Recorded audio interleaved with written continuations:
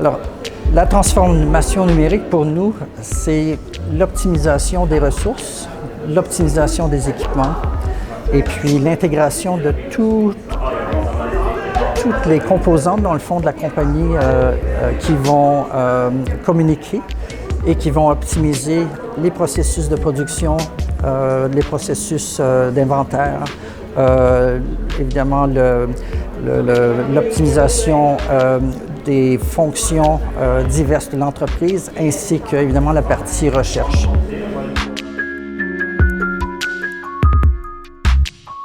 Alors ce type d'événement, c'est vraiment une nouveauté dans le secteur des sciences de la vie et technologies de la santé. C'est la première fois qu'on rassemblait autant d'acteurs. Il y avait une douzaine d'acteurs d'accompagnement et de financement en transformation numérique. Ce que je retiendrai de cet événement, c'est qu'il y a eu énormément de réseautage, des occasions d'affaires qui se sont révélées, des rencontres aussi, différentes de ce qu'on peut faire normalement ou de manière plus fréquente dans le secteur des sciences de la vie, et des nouvelles têtes.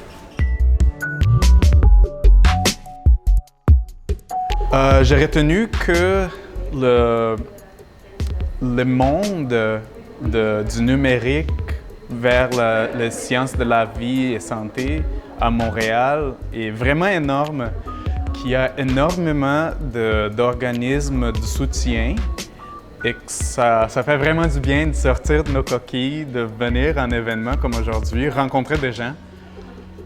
Des fois, on trouve des choses qu'on ne savait même pas que ça existe et il y a beaucoup de soutien.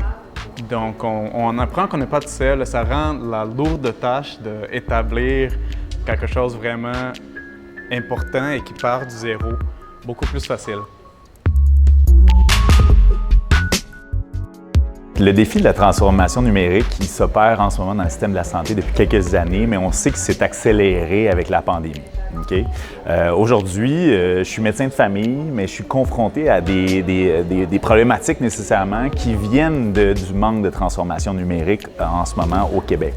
Nécessairement, InVivo devient un partenaire super intéressant dans cette mission-là. Okay? Autant dans l'outillage, c'est-à-dire comment est-ce qu'un entrepreneur comme moi peut finalement apporter des solutions au système de la santé via des stratégies qui peuvent être numériques, technologiques, mais aussi pour m'interfacer avec des corporations, des entreprises, des entités qui ont de l'importance, que ce soit des pharmaceutiques, que ce soit des assureurs, par exemple, qui vont tous participer à cet écosystème-là et avec qui je dois avoir les bonnes discussions au bon moment si on veut pouvoir faire une différence dans la vie des gens québécois ici chez nous.